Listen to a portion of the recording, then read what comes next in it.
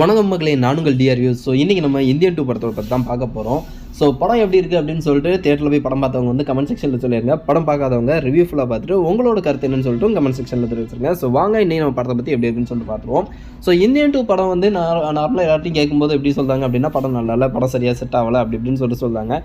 சரி, என்ன தாண்டா செட் ஆகலை அப்படின்னு சொல்லிட்டு நம்மளும் ஃபஸ்ட் ஷோ போயிடலாம் அப்படின்னு சொல்லிட்டு நானும் பார்த்தேங்க. ஆனால் போக முடியல. என்னென்னு பார்த்தா, அந்த பாலா போன ஜலதோஷம் வந்து நம்மளை போட்டு பாடாப்படுத்தி இருந்துச்சு. ஸோ நான் தலைவலி எல்லாமே பார்த்துட்டு நினச்சி காலைல வந்து எங்கேயும் போக முடியல. ஸோ நைட் ஷோக்கு தான் டிக்கெட் கிடச்சிது. ஸோ நைட் ஷோ போய் பார்த்துடலாம் அப்படின்னு சொல்லிட்டு போனால், படம் 3 மணி நேரம் டியூரேஷனுங்க. 3 மணி நேரம் வச்சு செய்ன்னு செஞ்சாங்க. படம் எப்போ ஸ்டார்ட் ஆகுது, எப்படி முடியுது அப்படின்னே தெரியாத மாதிரி படம் சாரில் போயிட்டே இருக்குது. அதுவும் பார்த்திங்கன்னா சங்கர் சார் படம் அப்படிங்கிறதுக்கு சின்னதாக ஒரே ஒரு பாட்டு மட்டும் வச்சுருக்காங்க. மற்றபடி சங்கர் சார் படம் அப்படிங்கிறதுக்கு ஏற்ற மாதிரி ஒரு பிரம்மாண்டம் இல்லை, ஒரு சங்கர் சார் படங்கிற ஒரு இதே இல்லை. அதாவது பார்த்திங்க அப்படின்னா நார்மலாக ஏதோ ஒரு படம் எடுத்த மாதிரி அது சாரில் போயிட்டே இருக்குது. ஆக்சுவலாக பார்த்திங்க அப்படின்னா இந்தியன் 1 படத்துலேயே வந்து பார்த்திங்க அப்படின்னா கமல் சாரோட மேக்கப்புக்கு வந்து அவ்வளோ தூரம் மெனக்கிட்டு செஞ்சுருப்பாங்க. ஏன்னா அவ்வளோ தூரத்துக்கு நல்லாயிருக்கும். ஏன்னா நீங்கள் இந்தியன் 1 வந்து பார்த்துருப்பீங்க. ஸோ இதுக்காண்டி இந்தியன் 1 நான் அதுக்கு முந்தின நாள்லேருந்து மறுபடியும் ஒருத்தர் பார்த்தேன். ஆல்ரெடி எனக்கு ரொம்ப அந்த படம் வந்து ரொம்ப மனப்படமே தெரிஞ்சு போச்சு. இருந்தாலுமே வந்து பார்த்தீங்க அப்படின்னா மறுபடியும் ஒரு தடவை பார்ப்போம், பார்த்துட்டு அந்த ஹைப்போடி போமே அப்படின்னு சொல்லிட்டு நான் இருந்து வேறு பார்த்தேங்க. நைட்டில் இருந்து வீடியோ இருந்து பார்த்துருக்கேன். பார்த்துட்டு அடுத்த நாள் போகும்போது எல்லாமே வீணாக போச்சுங்க. கமல் ஒரு சீனில் வந்து கமலை வந்து சித்தார்த் வந்து தான் கூப்பிடுதாரு. கடைசி அவரே நீ வேண்டாம் அப்படின்னு சொல்லிட்டு அனுப்புதாரு. சென்டிமெண்ட்லாம் பார்க்கும்போது அப்படின்னு பார்த்தா படத்தில் வந்து பெருசாக எதுவுமே செட் ஆன மாதிரி தெரியல. மேக்கப் சொதப்பியிருக்காங்க. பட் 4 வருஷம் இந்த படத்தில் இருந்து அப்படி என்ன தான் எடுத்தாங்க அப்படின்னு சொல்லிட்டு பார்த்தீங்க அப்படின்னா எதுவுமே இல்லை. ஸோ ஸ்டோரி அந்த பழைய ஸ்டோரியே தான். பட் இன்னும் கொஞ்சம் டீட்டெயிலாக எடுத்துருந்துருக்கணும். பட் டைலாக் வந்து ரொம்பவே ஒஸ்ட்டுங்க. ஏன்னா ஏகப்பட்ட டைலாக், டைம் வேஸ்ட் ஆகிற அளவுக்கு அவங்க வந்து டைலாக் இந்த படத்தில் வந்து பார்த்திங்க அப்படின்னா இவங்க பேசுகிற டைலாக் எல்லாமே ரிமூவ் பண்ணியிருந்தாங்க அப்படின்னா அதில் ஒரு 15 மினிட்ஸாவது குறைஞ்சிருந்துருக்கும். அதுக்கப்புறம் பார்த்திங்க அப்படின்னா தேவையில்லாத மாதிரியே நிறைய சீன் வச்சுருந்தாங்க. ஒரு சீனுக்கும் ஒட்டாத மாதிரி இருந்துச்சு படம் அப்படியே ரன் ஆகிட்டே இருக்குது. திடீர்னு பார்த்தா இன்ட்ரோல் போட்டிருந்தாங்க. திடீர்னு இன்ட்ரோல் போட்டதுக்கப்புறம் பார்த்திங்க அப்படின்னா படம் எதுலேயும் வந்து ஸ்டார்ட் ஆன மாதிரி அப்படியே போயிட்டே இருந்துருக்கு. அதாவது லஞ்சம் வாங்குறத வந்து தடுக்கிறது தான் வந்து இந்த படம். பட் என்ன அப்படின்னு பார்த்தீங்க அப்படின்னா, லஞ்சம் வாங்குறத வந்து என்னால் வயசாகிடுச்சு. ஸோ நான் வந்து ஒவ்வொருத்தரையாக போய் தேடி கொள்ள முடியாது. ஸோ நீங்களே வந்து உங்கள் வீட்டில் உள்ளவங்களை திருத்துங்க அப்படின்னு சொல்லிட்டு சொல்கிறாரு கமல். ஸோ அதனால் வந்து என்ன பண்ணுறாங்க அப்படின்னு பார்த்தீங்க அப்படின்னா, எல்லாருமே வந்து அவங்கவுங்க வீட்டில் உள்ளவங்களோட தப்பெல்லாமே திருத்த பார்க்குறாங்க. ஸோ அதனால் என்ன பாதிச்சுது, என்ன அவங்க வந்து பெருசாக வந்து கஷ்டப்பட்டாங்க அப்படிங்கிறது தான் வந்து இந்த படத்தோட கதை. ஸோ இதை வந்து பார்ட் 2 மட்டும் முடிஞ்சது இல்லாமல் பார்ட் 3யும் கொண்டு வராங்க. அதுக்குண்டான ட்ரெய்லரும் படத்தோட எண்ட்ரிலே போட்டிருந்தாங்க. ஸோ படத்தோட எண்ட்ரில் ட்ரெய்லர் போட்டு முடிக்கும்போது பார்த்தா ட்ரெய்லர் வந்து பார்ட் 3. ஆக்சுவலாக அந்த 4 வருஷம் வந்து இந்த படம் எடுத்தது உண்டான பார்த்திங்க அப்படின்னா ஒரு 6 மாதம் இந்த படம் எடுத்திருப்பாங்க. எனக்கு தெரிஞ்சு மிச்சம் 3 வருஷம் எடுத்த படம் வந்து அந்த பார்ட் 3ல் தான் இருக்குதுன்னு நினைக்கிறேன். ஏன்னா பார்ட் 3 ட்ரெய்லர் நல்லாயிருக்கு. ட்ரெய்லர் நல்லா இருந்துச்சு. 2ல் எப்படி இருந்ததோ அதே மாதிரி 3யும் ட்ரெய்லர் நல்லா இருக்குது. பட் படம் போய் ரிலீஸ் ஆனதுக்கப்புறம் தான் தெரியும். அடுத்த வருஷம் 2025 ரிலீஸ் ஆகும்னு சொல்லிட்டு போட்டிருக்காங்க. ஸோ ரிலீஸ் ஆனதுக்கப்புறம் தான் தெரியும் அந்த படம் எப்படி இருக்குது. அதுவும் இல்லைன்னா இதே மாதிரி வச்சு செய்ய போகிறாங்களா, இல்லை அந்த படமாக சக்ஸஸாக ஓடுமா அப்படின்னு சொல்லிட்டு தெரியல. ஏன்னா இந்த படத்தில் எனக்கு பெரிய டிசப்பாயின்மெண்ட்னு பார்த்தீங்கன்னா சித்தார்த் தான். சித்தார்த்தோட நடிப்பு பார்த்தீங்க அப்படின்னா எனக்கு தெரிஞ்சு ஒரு 10 வருஷத்துக்கு முன்னாடி போய் அவரோட படம் பார்த்தீங்க அப்படின்னா எப்படி இருக்குமோ அப்படியே தாங்க இப்போவும் இருக்குது. அதில் வந்து எந்த ஒரு க்ரோத்துமே காமிச்ச மாதிரியே தெரியல. ஏன்னா அவர் அப்போ எப்படி இருந்தாரோ அப்படியே தான் இப்போவும் நடிச்சிக்கிட்டு இருக்காரு. ஓவர் ஆக்டிங்கில் இருந்த மாதிரி எனக்கு ஒரு ஃபீல் ஆச்சு. பட் எப்படின்னு சொல்லிட்டு நான் ஒன்றும் அவ்வளோ தூரத்துக்கு வந்து ஆக்டிங்லாம் பற்றி பேசுகிறாலாம் கிடையாது. எனக்கு அந்தளவுக்கு ஆக்டிங் தெரியாது. பட் இருந்தாலும் எனக்கும் இப்படி ஒரு ஃபீல் ஆச்சு. ஓவராக வந்து ஓவராக ஆக்ஷன் காட்டுற மாதிரி இருக்குமே அப்படின்னு சொல்லிட்டு எனக்கு தோணுச்சு. பட் மற்றபடி பார்த்தா அப்படின்னு பார்த்தீங்கன்னா சங்கர் சார் படமே இல்லை. ஏதோ நார்மலாக ஏதோ ஒரு டைரக்டர் வச்சு புதுசாக ஒரு படம் எடுத்தால் எப்படி இருக்குமோ அப்படி தான் இருந்துச்சு.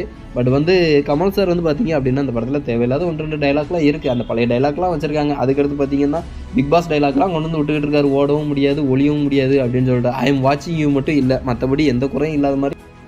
படத்தோடு அடுத்து ஒரு முக்கியமான விஷயத்தை பற்றி நம்ம பேசி ஆகணுங்க. மியூசிக் டைரக்டர் நம்ம அனிருத் சார் வந்து பார்த்திங்க அப்படின்னா அவர் இதுக்கு முன்னாடி வந்த படங்கள்லாம் உண்மையிலே பார்த்தா சூப்பராக தான் பண்ணியிருக்காரு. ஆனால் ஏன் இந்த படத்தில் இவ்வளோ தூரம் மட்டமாக பண்ணிட்டாரு அப்படின்னு சொல்கிறது தெரியல. அதுலேயும் அந்த ஒரு பாட்டு இருக்குது, தாத்தா வராரு கதரோட போகிறாரு. அந்த பாட்டெல்லாம் கேட்கும்போது பார்த்திங்க அப்படின்னா பழைய இந்தியன் படத்தில் உள்ள ஃபஸ்ட்டில் வந்து பார்த்திங்க அப்படின்னா அந்த ஒரு பிஜிஎம் இருக்கும். படம் ஸ்டார்ட் பண்ணும்போது பார்த்திங்கன்னா தேங்க்ஸ் டு ஏஆர் ரஹ்மான் அப்படின்னு சொல்லிட்டு போட்டார். பட் என்ன ரீசன் காண்டி போடுதாரு அப்படின்னு சொல்லிட்டு எனக்கு வந்து தெரியவே இல்லை. இந்த music thanks to A R Rahman, thanks to நமக்கு தாங்க போடணும் தேங்க்ஸ்ன்னு சொல்லிட்டு. ஏன்னா இந்த மியூசிக் கேட்டுட்டு இருக்கோம் தெரியுமா, அதனால நமக்கு தான் போடணும் தேங்க்யூன்னு சொல்லிட்டு. பட் என்னென்னு பார்த்தீங்கன்னா படத்தில் வந்து பார்த்தீங்க அப்படின்னா அந்த இந்தியனில் உள்ள பிஜிஎம் வந்து அப்பப்போ வந்து போட்டாங்க. அந்த பிஜிஎம் மட்டும்தாங்க அந்த படத்தில் கேட்குற மாதிரி இருக்குது. ஏஆர் ரஹ்மான் ஃபேனுன்னு சொல்லிட்டு சொல்கிறனால எனக்கு அனிருத் சார் மியூசிக்கும் பிடிக்கும். பட் இருந்தாலும் பார்த்தீங்க அப்படின்னா இதுக்கு முன்னாடி போட்ட படத்தோட பிஜிஎம்க்கு மியூசிக்கு இதெல்லாம் சாங்ஸ்லாம் பார்க்கும்போது இந்த படத்தில் ரொம்பவே ஒஸ்ட்டுங்க. படம் ஆரம்பித்தோன்னு ஒரு பாட்டு வருது. அந்த பாட்டு தான் வந்து பார்த்திங்கன்னா சங்கர் சார் பாட்டு மாதிரி இருக்குது. அந்த பாட்டில் விஷுவல்ஸ்லாம் உண்மையிலே சூப்பராக பண்ணியிருக்காங்க. அந்த படத்தோட பாட்டெல்லாம் பார்க்கும்போது நமக்கு ஐப்படம் ரெஃபரன்ஸ் அந்த மாதிரி இருக்கும். அவ்வளோ தூரத்துக்கு கலர்ஃபுல்லாக எல்லாமே எடுத்து வச்சிருப்பாங்க. பட் என்னன்னு பார்த்தீங்க அப்படின்னா அந்த பாட்டு ஒரு பக்கம் ஓடிக்கிட்டு இருக்கும், மியூசிக் ஒரு பக்கம் ஓடிக்கிட்டு இருக்கும். பாட்டு ரைட்டை பார்த்து லெஃப்ட் எடுத்து போயிட்டே இருக்குது, மியூசிக் வந்து லெஃப்ட் எடுத்து ரைட் எடுத்து போயிட்டே இருக்குது. இது ஒரு பக்கம் போச்சுன்னா அது ஒரு பக்கம் போகுது. என்ன இதில் தான் அவர் வந்து மியூசிக் போட்டார், அதுவும் 4 வருஷம் வந்து என்ன தான் பண்ணிட்டு இருந்தார் அப்படின்னு சொல்லிட்டு எனக்கும் தெரியல. இது எவ்வளோ பெரிய படம், எவ்வளோ பெரிய ப்ராஜெக்ட், இந்த படத்துக்கு போட்டு இவ்வளோ தூரம் மியூசிக் போடலாமா? அது ஒரு கொஞ்சம் கூட யோசிக்காமல் கொள்ளாமல் போட்டிருக்காருங்க. இந்த படத்தை பற்றி இவ்வளோ தூரம் கழிவு ஊற்றுறேன் அப்படின்னு சொல்லி நினச்சிக்காங்க. பட் இருந்தாலும் நான் வந்து ரொம்ப எதிர்பார்ப்பில் போன படம். இந்த படத்துக்காண்டி படம் ஸ்டார்டிங்கில் அவங்க வந்து அனௌன்ஸ்மெண்ட் பண்ணதுலேருந்தே எப்போ வரும்னு சொல்லிட்டு ரொம்ப எதிர்பார்த்துட்டு போன படம். எதிர்பார்த்து யாருமே போகாதீங்க. எதிர்பார்த்து போனீங்க அப்படின்னா உங்களுக்கு படம் சத்தியமாக சொல்லுவேன் பிடிக்குமா பிடிக்காது அப்படின்னு சொல்லிட்டு எனக்கு தெரியல. பட் எனக்கு பிடிக்கல. நான் ரொம்ப எதிர்பார்ப்போடு தான் போனேன் எனக்கு எதிர்பார்ப்போடு பிடிக்கல. மேபி எதிர்பார்க்காம போனீங்க அப்படின்னா உங்களுக்கு படம் பிடிக்கிறதுக்கு வாய்ப்பு இருக்குது. ஏன்னா எந்தெந்த சீன் கூட ஒட்டுதுன்னே சொல்லிட்டு தெரியல. சும்மா ஒரு சீன் ஓடிக்கிட்டே இருக்குது, அதுக்கடுத்து இன்னொரு சீன் வந்து அப்படியே அட்டாச் ஆகி வந்த மாதிரி இருக்குது. எடிட்டிங்லாம் ரொம்ப ஒரு மாதிரி மோசமாக அந்த மாதிரி இருந்துச்சு. அதுவும் இல்லாமல் பார்த்தீங்க அப்படின்னா உண்மையில சொல்ல போனால் இவ்வளோ பெரிய ப்ராஜெக்ட் வந்து எடுத்து ஜீரோ டாலரன்ஸ் அப்படின்னு சொல்லிட்டு வச்சுருக்காங்க. பட் ஏன் அப்படி வச்சாங்க அப்படின்னு சொல்லிட்டு தெரில. பட் எனக்கு தெரிஞ்ச விஷயம் பார்த்தீங்க அப்படின்னா இந்த படத்துக்கு எவ்வளோ பெஸ்ட்டு, இந்த படத்துக்கு 100க்கு 100 பெஸ்ட்டுன்னு சொல்ல போனால் இந்தியன் ஒன்றுங்க. அந்த படத்தை குறை சொல்லவே முடியாது. மியூசிக்காக இருக்கட்டும், படத்தோட ஸ்டோரியாக இருக்கட்டும், அவ்வளோ தூரம் டீட்டெயில்டாக காமிச்சிருப்பாங்க. இந்த படத்தில் பார்த்தீங்க அப்படின்னா ஒரு வர்மக்களை ஒரு இது போட்டுட்டு அதுக்கடுத்து இது வந்து ஒரு டீட்டெயில் கொடுத்துட்டே இருப்பார். ஒரு 10 நிமிஷம் to 15 நிமிஷம். அந்த டைலாக்லாம் எடுத்தோம்னாலே ஒரு 1/4 மணி நேரம் to 1/2 மணி நேரம் இந்த படத்தில் வந்து குறைச்சிருந்துருக்கான். என்னை பொறுத்த வரைக்கும் அப்படி ஒரு 1/2 மணி நேரம் குறைச்சிருந்தா கூட பெரிய லெவலில் வந்து நமக்கு வந்து அவ்வளோ வந்து நமக்கு போர் அடிக்காமல் இருந்திருக்காது.